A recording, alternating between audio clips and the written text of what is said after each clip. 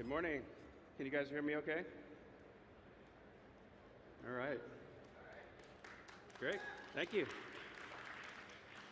So just out of curiosity, how many people know what the word Viv means and why we chose it to represent the company? Yes, that's right. It means life. And we're going to use this technology to breathe life into the inanimate objects and devices of our life through conversation. So that's kind of where we're headed with this.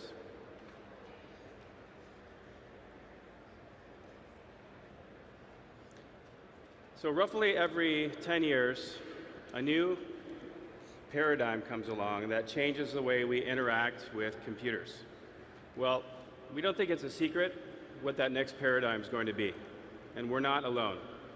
Pretty much every major technology company is now investing billions of dollars in the intelligent assistant space, right? This is a race to the single interface for the user.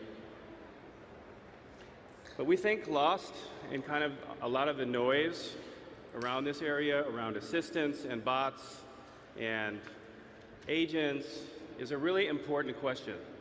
How do we take today's basic technologies and transform them experientially to something that's a true paradigm shift? Well, we've come up with a list that we think is an essential aspects of what this experience is going to take to go to the next level. First of all, one assistant. You really just want one assistant, right? You don't want to have to look and think about which service providers you're going to be using to ask what questions, what kind of commands that they require. You really just want to ask, right? If you think app overload is a big deal today, wait until you're looking at a hands-free device that has 800 bots and trying to figure out how to ask this thing something. Okay, this doesn't scale. The other thing is, you want it to be personalized to you. You want your assistant to learn from you. You want it to learn your preferences. You want it to know whether you like aisle seats or window seats when you're on a plane. Or once it learns about your food preferences, you want it to be able to find you a restaurant in an unfamiliar area. You also want it to know all of these things regardless of what device you're talking to, right? So this needs to transfer over. You don't want to have to start over every time that you have a different device. You don't want to have to start the entire process of teaching your assistant about you and so on. But I think the most important part about this is that no one company in the world has the resources to plug in every one of the different services that you might want to use with your assistant. And that's what Viv has spent a whole lot of time and money on, is perfecting this third-party ecosystem. And we think this is going to be the crucial thing that takes it from today's versions that each do something like 20, 30 different things to doing hundreds and thousands and tens of thousands of things. So without further ado, let's meet Viv. Now, a couple of notes. We're talking to pretty much all of the major companies around the world to put Viv on all different types of devices. But today I'm going to show it to you on a phone. It's a pretty rich experience. And the other thing I wanted to note was that Siri's, Viv's audible voice is something we're still working on, so you're not going to hear that today, but it'll certainly be there when the product comes. All right. So Viv as a platform is built so that developers can come in and make things quite easily and create experiences that are fairly straightforward in a short period of time.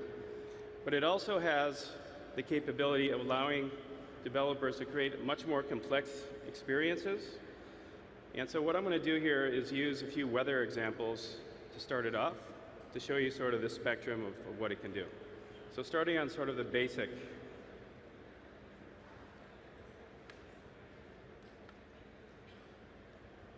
What's the weather like at home today? Right? Pretty straightforward. Our friends from Weather Underground get it. Pretty straightforward type of a query. But let's ratchet it up a little bit. Was it raining in Seattle 3 Thursdays ago? Right, so great, Weather Underground to the rescue again. But as you can see, Viv has a much stronger understanding when you can teach it and develop the natural language aspects of it. And I'm going to take another even bigger leap to sort of a question that you might not ask actually, but just to show you a little more of the power. Will it be warmer than 70 degrees near the Golden Gate Bridge after 5 p.m. the day after tomorrow?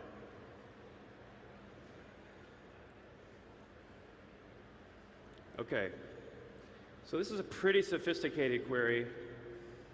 Very few assistants in the world do stuff like this, but this is where Viv can be trained up by developers. So with that, let's go behind the scenes. Let me show you a little bit about how this works.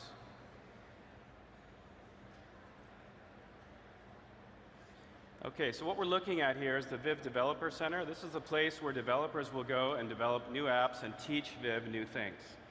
So what I'm going to do is I'm going to load one of the queries that I did earlier. I'm going to run that. And then we are going to open the curtains a little bit and take a look at what's going on inside. So it looks fairly straightforward here, but there's actually something pretty extraordinary going on. So the first thing that we do is we have our friends from Nuance, who we're using for our speech recognition today, turn the sounds into words. Then you can see we have a very sophisticated natural language understanding, and that generates something called an intent. But then here's where the magic comes in. So we've got a new technology that we've been working on patenting, and it's a computer science breakthrough called dynamic program generation. So when it understood the intent of the user, it generated this program. So this is software that's writing itself. And this is a really important aspect of scaling the assistant, because every other platform like it has a program manager that says we're going to do movies or we're going to do something else. They lay it out and they program exactly what happens when you say some query related to some domain. It's hard-coded, but that doesn't scale. This is a dynamic program that in 10 milliseconds writes itself, that creates an execution program that goes out and ties the pieces of the services that you need, generates the dialogue, generates the layouts, does everything that happens after the intent. Let me show you one more example.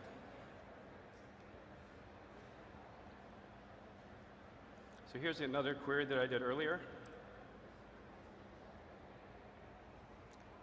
Now you remember this one a minute ago. Much more sophisticated. Again, in 10 milliseconds, Viv wrote a 44-step program that figured out all of the details around the context of the fact that Golden Gate Bridge is a point of interest and when the day after tomorrow is, connecting all of the services in mind. It's pretty incredible technology. And so that's a little bit of what goes on behind the scenes.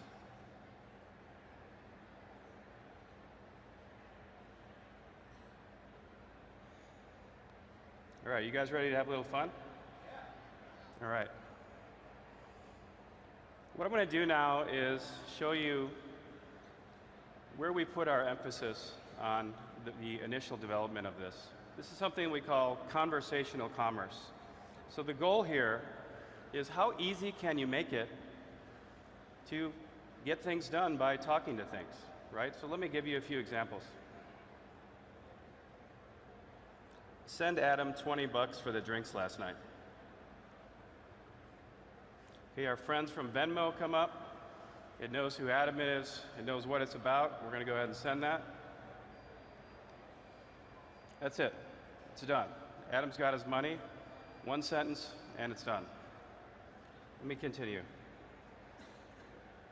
Send my mom some flowers for her birthday. Our friends from ProFlowers come up with some beautiful arrangements here, but, well, she is a tulip lover. Let's try that. What about tulips? Great. So some beautiful arrangements here. I'm going to go ahead and do that. knows where my mother lives, seamlessly puts all that together, and we'll go ahead and buy that. And that's it. The flowers are on the way, right? Let's keep going. Get me a nice room in Palm Springs for Labor Day weekend.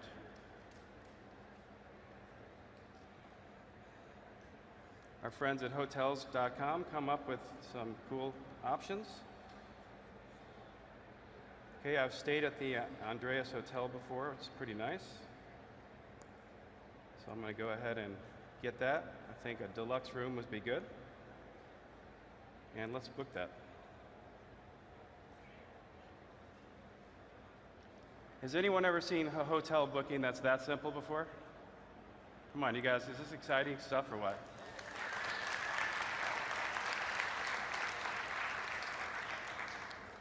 All right, let's do one more.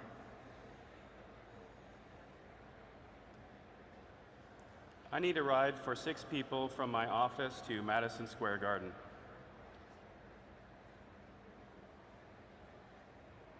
All right, so our friends from Uber are going to help us out here. Of course, they know that Viv knows that a car that takes 6 people requires an SUV or an XL. We're going to request the ride.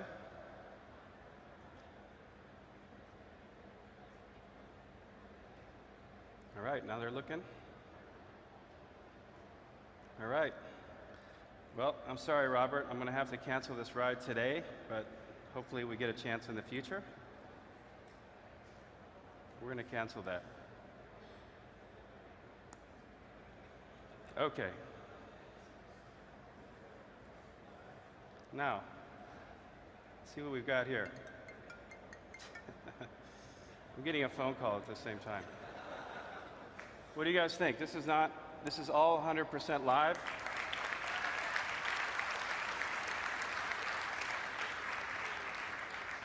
We just did 4 transactions in about 2 minutes by talking. So we're very excited about this stuff. Now, what I'm showing you here,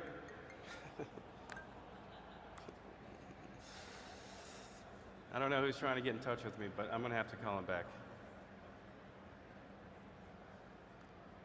What I just showed you is just a small slice of where we see the world headed. You could imagine when you've got hundreds and thousands of developers plugging in new services, and you're able to make the efficiencies of using conversational commerce like this. So this is just the beginning. So let's go in and look just quickly at the inside of Viv's brain. What I'm showing you now is a little bit of a walkthrough of the actual capabilities on the inside of Viv today. So these are the actual models that the developers are building into. I'll call this the universe of capabilities that are in there today. And this is just with a few people at our office building these. So we can take a little walk through here. We can say like,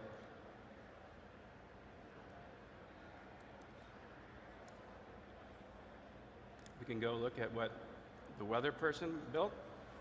So it gives you a sense for how to model something in here, what the models consist of.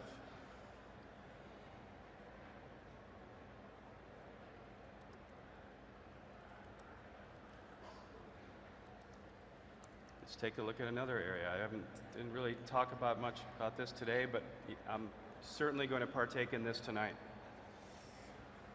So you get a sense for what's in this brain that we call. And this is going to be, you can sort of get a sense of this universe, and this is what the developers will be adding to over time, and you can imagine that with thousands of people entering, the power that this is going to gain. So let me summarize.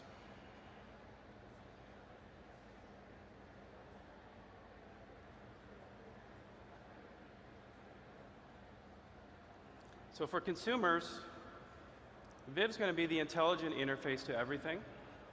You're going to be talking to all different kinds of things. It's going to be doing all sorts of things for you. And for developers, this is going to be the next great marketplace, right? You've got app stores today, but the thing that comes after app stores is this new type of marketplace. A marketplace that works for all the different kinds of devices that the Internet of Things will, and use cases that they'll generate in a marketplace that will become the next big area. So if you look ahead, let's say in the next 5 years or so, we think there's going to be a new icon that's going to be very recognizable as Bluetooth and Wi-Fi, and that's going to be this one. Because when you see this, you're going to be walking around in more and more devices, you're going to see this icon, and that means you can talk to that thing. And that, we think, is going to be the end result of this and the power of Viv over time. Well, thank you guys very much for watching.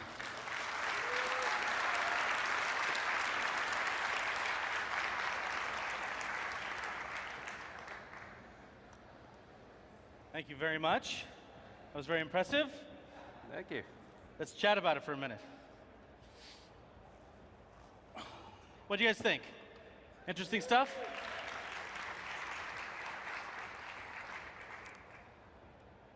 So we saw the demonstration app that you had there. I guess the very first question is sort of twofold. You know, when is anything launching that we can use? And then when is something launching that developers can start building on?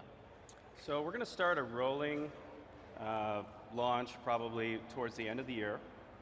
And we'll be showcasing various types of domains, like the things that I showed today, in various ways, apps and phone apps and other things that we're working on with partners. And then we'll slowly start opening up the developer portal, and we'll start working with some select partners towards the end of the year, and then gradually open it to the full crowd. So great. So the chatbot era is, you know, fully upon us now, and most of them pretty much suck.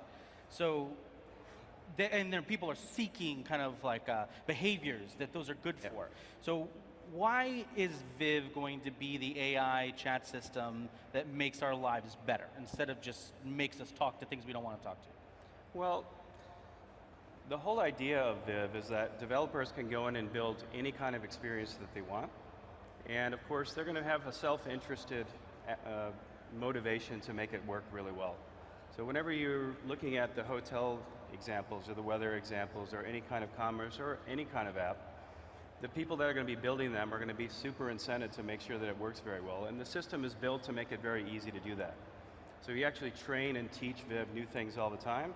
And you can imagine that when that goes from, let's say, the 25 different things that most assistants do today, to 100 things, to 5,000 things, it just becomes a much bigger part of your life. And more, you know, I think that our kids will grow up asking, how did you ever get along without your assistant?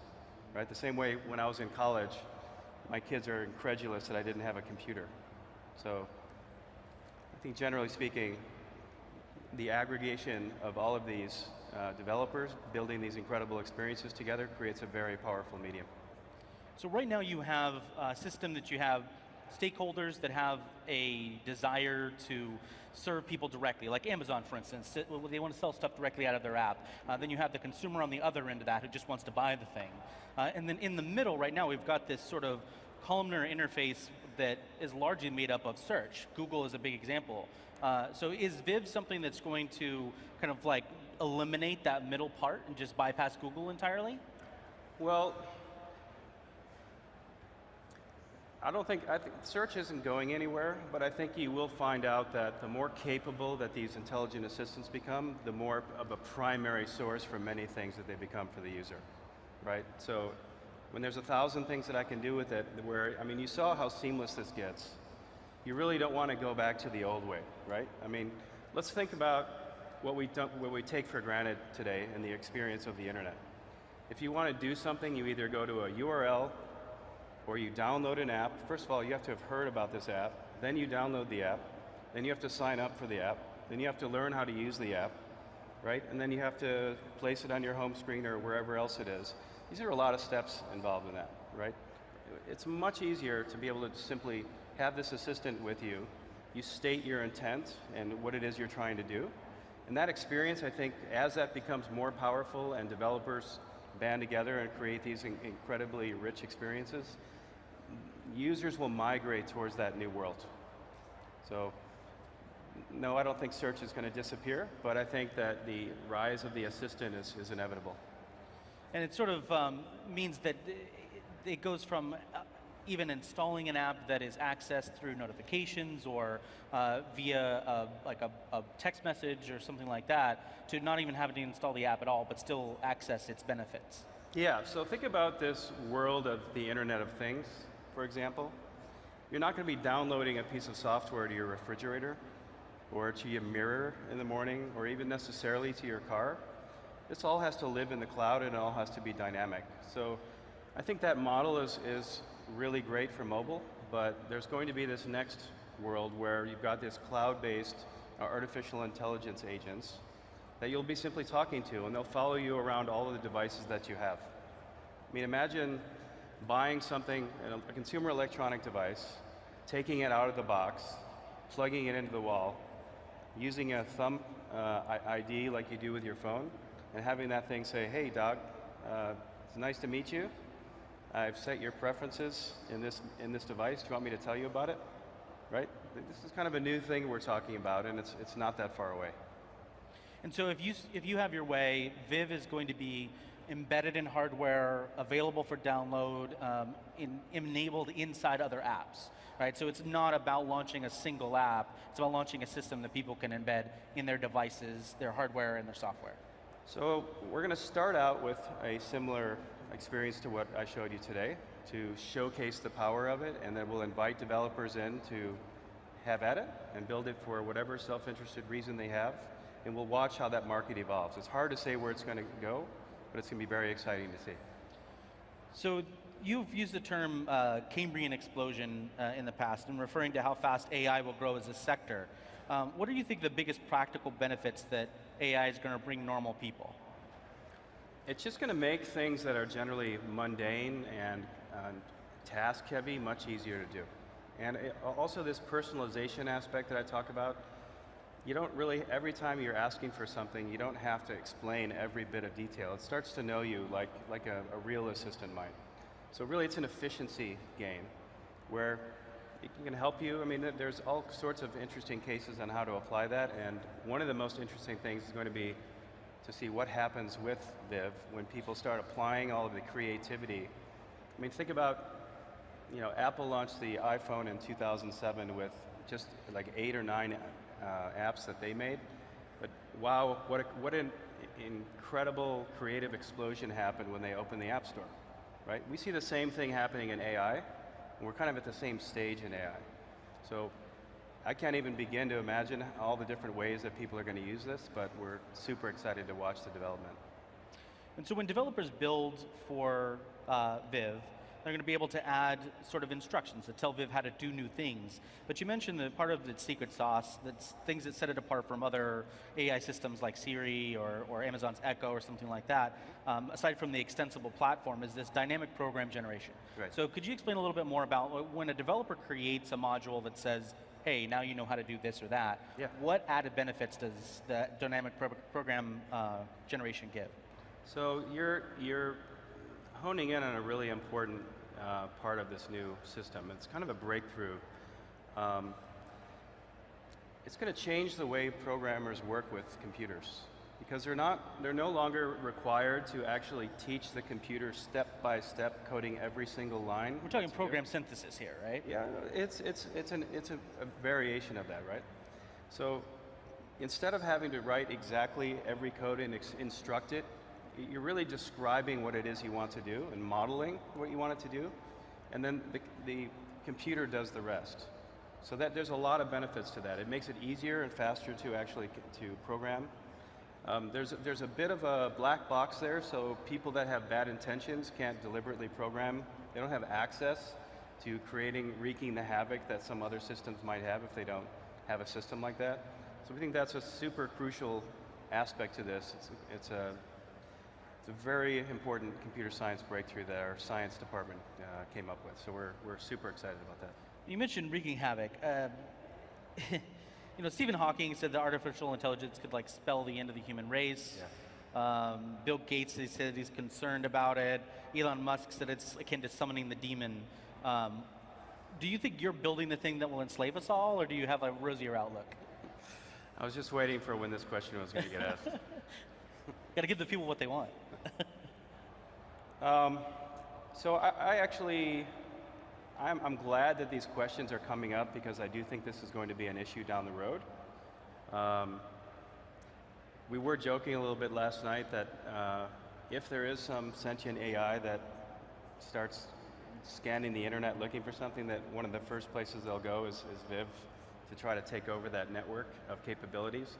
But no, I'm not worried about that. I don't think this is the beginning of the end quite yet. So no, I'm not too concerned about that issue today. So this is the second company in this vein that you've started. What is it about the conversational UI that convinces you it's the future?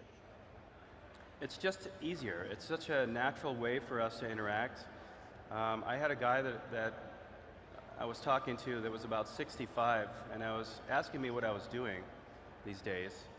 And I kind of explained it to him, and he said, oh, well, I don't, it's so techy, I don't really understand all that stuff. But I said, no, actually, technology is coming to a place where it gets even easier for you to use it, because you know how to hold a conversation. It's just a natural way for humans to interact. They've been doing it for thousands of years. And if that became a de facto interface for pretty much everything that you do, or at least many things where it's appropriate, I think that's very powerful, and it radically simplifies the world, especially with tech. And so you co-founded Siri, sold that to Apple, and there have been many other similar startups in the AI space that have been acquired or acqui-hired to work in big companies' AI systems. Because as you mentioned, everybody sort of has to have a department working on this. If Mark Zuckerberg took you for a walk in the Facebook park for a hot dog and offered you all the kingdoms of the world for Viv tomorrow, would you do that? Or are you determined to see this one through to the natural conclusion? Well, we're actually in talks to acquire TechCrunch right now, so okay, good. I'm not sure how that would work, but no, I'm just kidding. Look, our goal for this is ubiquity, and we're going to follow the path that gets us to ubiquity. That's very important to us. We've had acquisition offers previously that we've not gone with, but... Anybody I would know? Yeah, you would probably know. Okay. You can read about it, probably. But we're friends with all these guys, and there's a lot of interest and active, stuff going on in this area. But we are going to stay true to whatever we think is the right way to get to ubiquity. So we're not going to predetermine what the path that is, but we're determined to finish the job for sure. And we touched on this a little bit, but does your vision for Viv include hardware, like embedded systems? We're not having any plans to build any hardware ourselves, but we certainly are talking to many hardware providers to breathe life, as I was talking about in the name, into many different types of systems. In fact, there's some interesting approaches that we've had that I can't tell you about today, but I wouldn't even have thought of it before. So it's really fun to see the creativity of what may happen here. Right, well, if I promise not to call your Uber driver and tell you what happened, because I can grab the number off the screen, then maybe you'll tell me backstage. Thank you very much, Dag. I appreciate it. Welcome. Thank you. Thanks. Awesome. Good question. Good. Thanks.